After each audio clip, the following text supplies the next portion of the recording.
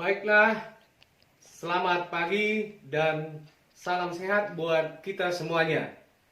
Materi pembelajaran kita pada pagi hari ini yaitu mengenai sifat koligatif larutan. Pengertian dari sifat koligatif larutan adalah suatu sifat larutan yang tergantung pada jumlah partikel zat terlarut dan tidak tergantung pada sifat zat terlarutnya. Maka nanti di sini yang berpengaruh adalah jumlah partikel zat terlarutnya, bukan sifat zat terlarutnya. Jadi sifat koligatif larutan ini ada dua jenisnya. Yang pertama sifat koligatif larutan non-elektrolit dan yang kedua sifat koligatif larutan yang elektrolit. Jadi kita ketahui kalau elektrolit dapat menghasilkan ion, kalau non tidak dapat menghasilkan ion. Jadi yang kita bahas pertama yaitu sifat koligatif larutan non-elektrolit. Artinya ini tidak menghasilkan ion, tidak ada ionnya. Kemudian sifat koligatif larutan ini nanti terbagi 4. Yang pertama penurunan tekanan uap. Yang kedua, kenaikan titik didih. Yang ketiga, penurunan titik beku. Kemudian yang keempat adalah tekanan osmotik. Jadi yang pertama kita bahas dulu, yaitu penurunan tekanan uap atau dibuat lambangnya delta P. Pengertiannya, penurunan tekanan uap adalah keadaan di mana tekanan uap pelarut akan turun. Akibatnya adanya zat terlarut. Ini misalnya kalau kita memasak air, kemudian tekanan uapnya lebih tinggi dibandingkan dengan kalau kita masukkan misalnya gula ke dalam air, sehingga nanti tekanan uap larutannya, tekanan uap pelarutnya atau airnya akan turun karena ada zat terlarut yang dilarutkan yaitu gula. Itu contohnya. Jadi rumus yang digunakan di sini yaitu ada P sama dengan XP kali P0. Di mana P itu adalah tekanan uap larutan. XP fraksi mol zat pelarut. Di mana sebelumnya kita sudah mempelajari fraksi mol zat pelarut. P0 adalah tekanan uap murni. Itu rumus yang pertama. Kemudian rumus berikutnya yaitu penurunan, ini lambangnya tadi, penurunan tekanan uap dilambangkan dengan delta P sama dengan fraksi mol atau XT kali P0.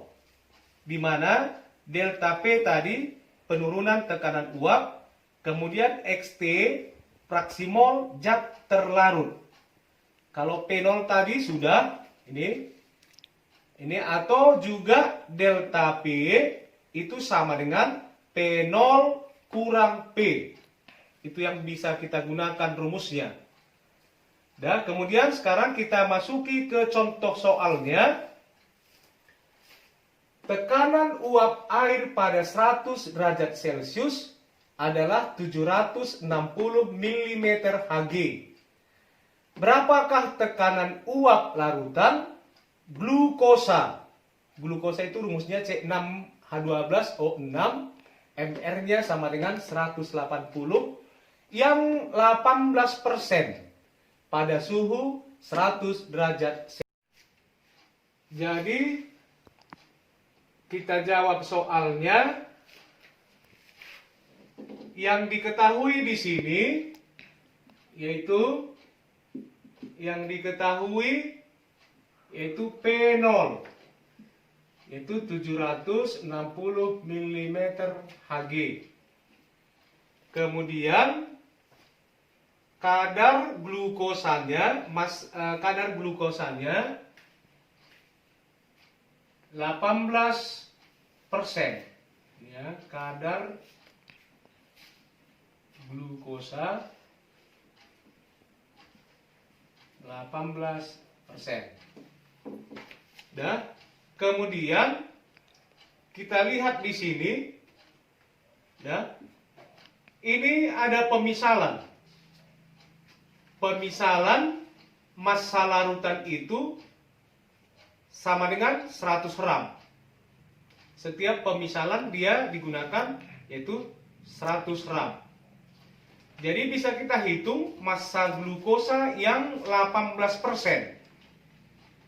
Itu 18% ini sama dengan 18/100 dikali 100 gram.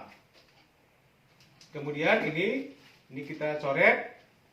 Ini hasilnya 18 gram. Inilah massa glukosa. Kemudian massa air, karena tadi massa larutannya 100 gram, kemudian sudah dapat massa glukosa zat terlarutnya 18 gram, maka massa airnya atau massa pelarutnya 100 gram dikurang 18 gram. Hasilnya 82 gram.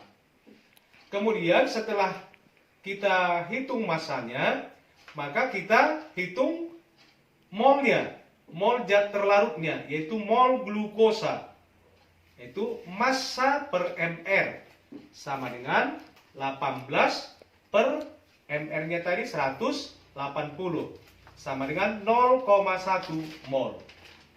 Jadi mol glukosanya sama dengan 0,1. Kemudian mol airnya, massa per mr-nya, kemudian massa dari air ini tadi 82 gram, per mr-nya 18. Maka hasilnya 4,55 mol. Kita pakai dua angka saja. Dan kemudian setelah kita hitung molnya, maka masuk kita ke fraksi molnya. Fraksi mol. Rumusnya yang seperti yang kita pelajari, mol pelarut per mol terlarut ditambah mol pelarut. Kita masukkan nilainya. Mol pelarut tadi yang ini 4,55 per 0,1 tambah 4,55. Jadi 4,55 per 4,56. Maka nilainya, hasilnya fraksi molnya adalah 0,978. Jadi sudah dapat fraksi mol pelarutnya.